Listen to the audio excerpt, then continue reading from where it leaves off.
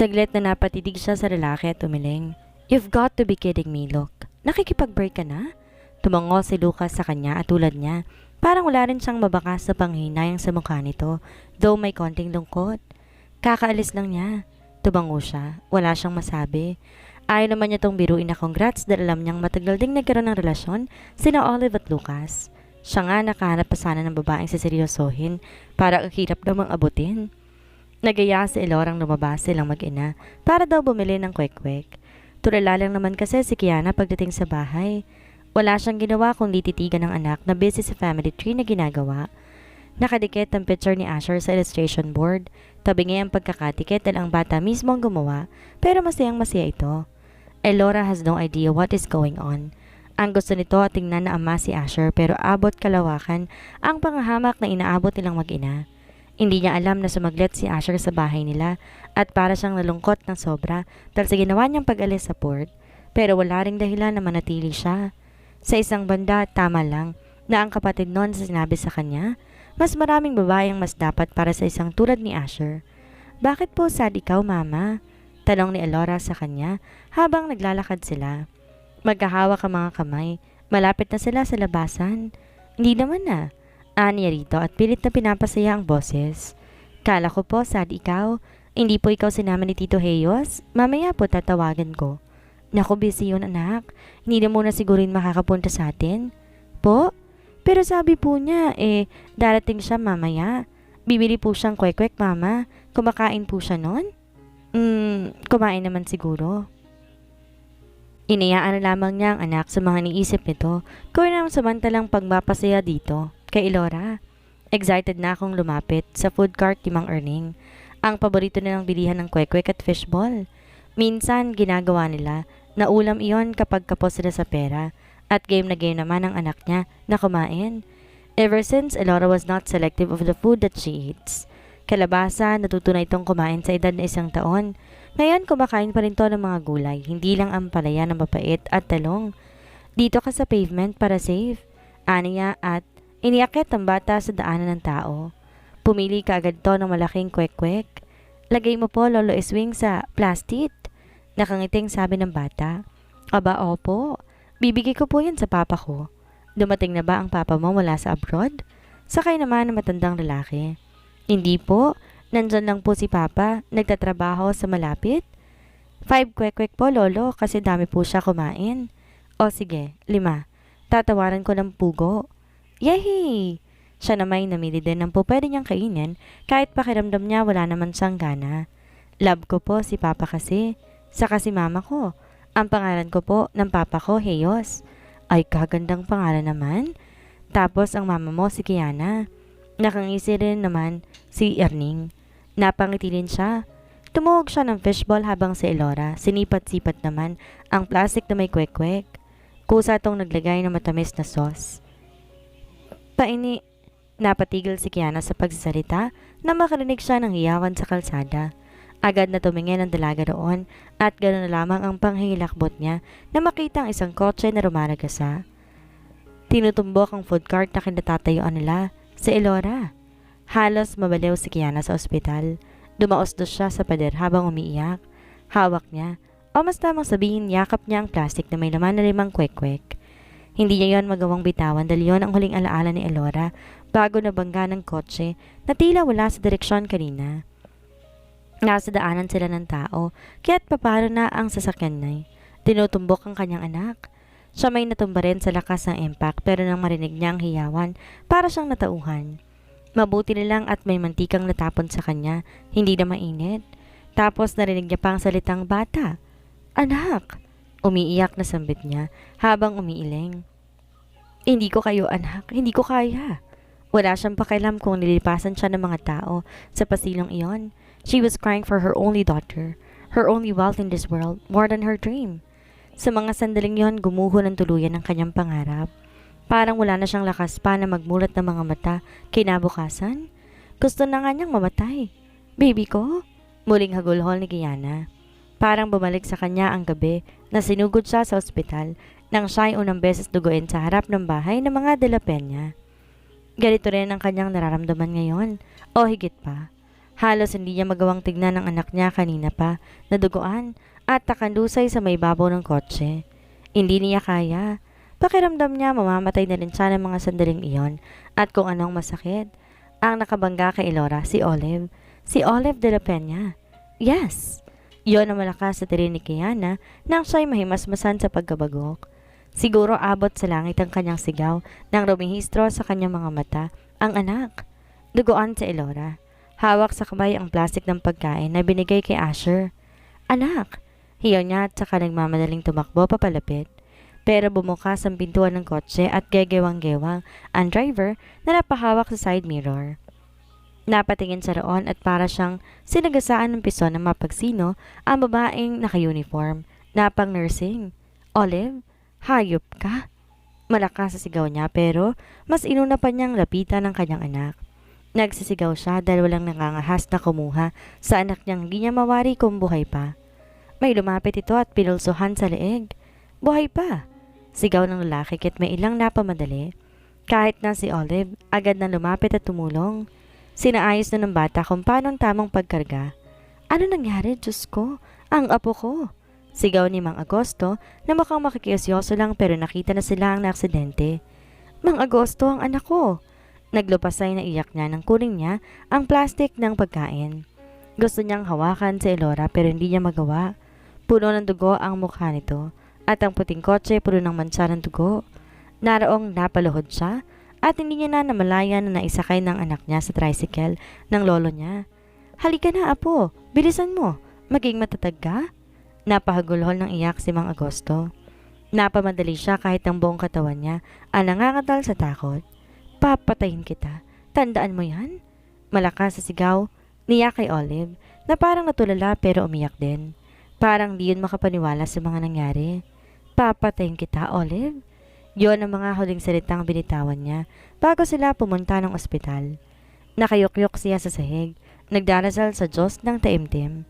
Ang kanyang Mang Agosto ay umuwi kaagad matapos silang may hatid sa ospital dahil sasabihin nun kay Olive ang nangyari. Yun lang dapat di mabigla ang lola niya dahil baka atakihin ng high blood. Napatalikod kaagad siya nang marinig ang mga sinabi na 50-50 ang anak niya. Masama man hilingin pero sana siya na lang ang nakaramdam ng sakit. Ang huling sinabi ni Elora, mahal nun si Asher at siya. Para yung speaker na paulit-ulit sa pandinig niya hanggang ngayon, kaya't para siyang mababaliw. Parang lahat na wala ng kulay at walang dahilan para tumingin siya sa bukas kung iiwan na siya ng tuluyan ng kanyang anak. Tulala si Olive. Dinala siya ng mga pulis sa estasyon para siya ikulong. Binigyan siya ng pagkakataon na tumawag sa kanyang abogado pero ang ama niya ang kanyang tinawagan. She was detained. She just did a child. Samot-saring kaisipan ang tumatakbo sa utak niya ngayon. Si Kiana ang babae kanina na humihiyaw ng salitang anak.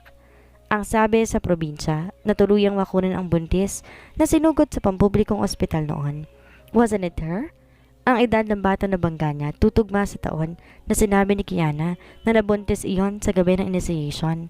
And the one who got her pregnant was no other than that carefree, ignorant, and badass Asher Troy Montenegro. Damn, she knows. Walang ibang lalaking gumalaw kay Kiana kung hindi si Asher lamang. Si Asher lang paulit-ulit na gumagamit doon ng gabing yon. Sa loob ng kwartong parang alitap-tap lang ilaw. Diyos ko! Napaupo si Olive sa isang sulok. Anak ni Asher ang bata na nabangga niya dahil sa galit. And the one who got her pregnant was no other than that, the carefree, ignorant, and badass, Asher Montenegro.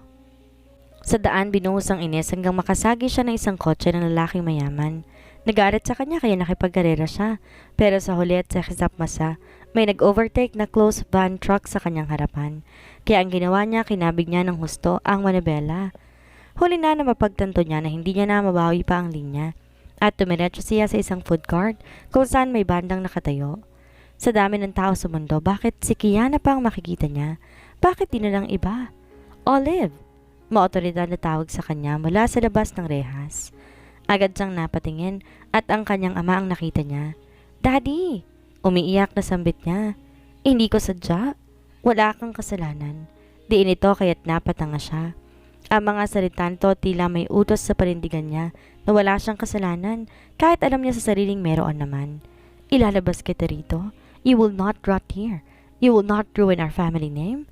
Hindi na siya umimig. Alam niya na kaya siyang ilabas ang tatay niya roon. Ni katiting na duda wala siya.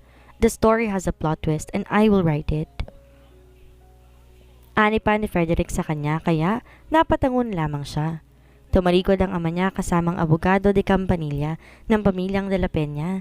Naiwan si Olive na natilihan. Hindi pa rin mag-sink in sa kanyang nangyari, lalo na ang muli nilang pagkakita ni Kiana ngayon at ng batang inaakala na ni Ava na nalaglag na. Buhay pala at ngayon nasa bingit ulit ng kamatayan dahil sa kanya. Hindi mapakali si Asher sa loob ng kwarto. Maaga siyang umuwi. Wala siyang balak na magbad sa inuman dahil lang sa problema niya. Gradually, he is becoming more aware of how to be responsible enough and act accurately as he deals with his problems. Pagkagaling niya sa pinsan niya, umuwi na rin siya. Hindi niya mabitawan ang kanyang aparato dahil hindi niya makontak si Kiana. Ang iniisip ng binata, tuloy na siyang binasad noon kaya hindi na niya kinausap pa. He was so damn sad. He decided to leave his room and run downstairs. Dumiretso siya sa likod para pumunta sa chapel at magsindi ulit ng kandila para sa ama. Lumabas naman sa chapel ang kanyang matandang yaya, si Marla. Narito ka na pala. Bati nito sa kanya pero tumango lang siya kaya't nasipat siya nito. May sakit ka ba? Ewan ko ba, yaya? Napakamot na sagot niya. I feel strange. Para ko naiinita na hindi ko maintindihan. May problema ka? This girl I was courting. Kuya said something bad to her. She dumped me. She's not even talking to me. Tapos kanina nagmamanay ako papauwi. Bigla na lang akong kinabahan. Hindi ko alam saan yun galing, yaya. The last time I felt this way was the day before Dad died. Pakiramdam ko, may maling nangyayari pero hindi ako naipaliwanag. Tuloy-tuloy pa ang sabi niya dito. Siya man litong-lito sa nararamdaman niya. Nakakapagtaka. Ako'y nagkakaganyan kapag may magkakasakit ng mga anak ko o kaya sa pamilya ko. Magdasal ka. Walang tatalo sa tatag ng paniniwala at pagdarasal sa Diyos, Troy. That's why I'm going to the chapel. Tubango ito. Baka kaya siya nakakaramdam ng ganito dahil hindi siya pinapansin ni Kiana. Sa ilang araw lagi sila magkausap. Parang sobrang tagal na nilang magkakilala. At kapag hindi na yun sumasagot sa kanya, namimiss niya na ito ng sobra. Ang hirap naman ng suhestyon ni Derek na palipasin muna niya ang lahat. Para siyang di makatulog at di makapagtrabaho ng maayos. But apparently, Lucas told him the same thing. Hayaan daw muna niyang mag-isip-isip si Kiana sa ngayon, pero ipaparamdam daw niya na nariyan siya. Kaya chat naman siya ng chat mula kanina. He kept on updating her. Kung nasan siya at anong ginagawa niya. Kahit na hindi na yon mag-scene pa sa kanya, at least hindi siya nakalimot na ipaalam kung ano bang ginagawa niya. Hindi ko kaya. Yun ang naiisip ni Asher nang siya ay pumunta sa opisina at parang may anina si Kiana na kasunod lamang sa kanya. Whatever he looks at, he remembers her. 2 araw na siya naghihintay na masin man lamang pero hindi niya na nakita pa ang pag-online ni Kiana. Hindi niya rin alam kung naka-off status iyon dahil nang tawagan niya ay nag-ring naman. She was just really evading him and he misses her and Elora. Hindi siya mapapanatag na hindi niya nakikita ang mag-ina niya. Yes, mag-ina niya. Yun na ang turing nila sa dalawa. At hindi siya basta-basta sa suko dahil lang nabasad siya ng isang beses. Hindi raw iyon pumasok sabi ni Lex kaya hindi nakasama sa barko kahapon. Ngayon, wala pa rin daw sa port sabi ng tauhan niya. What is happening? Hindi pwedeng pabayaan ni Kiana ang internship dahil lamang ayaw nun sa kanya. Masisira ang pangarap nun. He has to do something. He has to talk to her. Hindi pwedeng hayaan na mag-isip dahil mukhang ang takbo ng isip nun papunta na sa tuluyang pag-iwas ko sa kanya. Asher decided to walk towards the door of his office, leaving his work. He noticed that he was not being productive since yesterday. He was preoccupied. He is damn in love and this woman is giving him a heartache. And he could not take it anymore. Ate V, tawag niya sa kanyang sekretarya. I am leaving. Opo, agad nitong sagot na may kasamang tango. Call me. Opo, PA. May meetings lang po kayo ngayon. Okay, I got that. I'll be back. May sasagutin lang ako. 9.7 hours of work per day. Babawasan muna niya ng kaunti. Hindi naman babagsak ang kumpanya dahil sa pag-alis niya. Babawi na lamang siya. Naglakad siya papaalis, diretso na naka-marine uniform. Napakunot noo siya dahil halos tumakbo na mga yon papunta sa elevator. Guys, Tawag niya sa mga iyon. Ayon si Sir Asher. Bulalas ng isa na si Ronnie. Nagmamadali ang mga iyon lumapit sa kanya. Sir Asher, si Kiana at saka si Elora po nasa ospital? What? Gulat na tanong niya. Parang lalo siyang natataranta. Sumadya pa kami dito. Papunta na kami sa port kaya nag-alala kami at hindi po siya nagsisin sa GC. Sabi po ng kapitbahay sa ospital na bangga. Jesus! Nangihina pang sambit niya. What hospital? PGH daw po. I'm going. Go to the port. Now? Utos niya sa mga ito, tsaka siya nagmamadali ng lumarga. Para siyang hinabol ng sandali. Nalaman na lang niya na nakarating na siya na sasakyan at sumakay na sa kotse niya.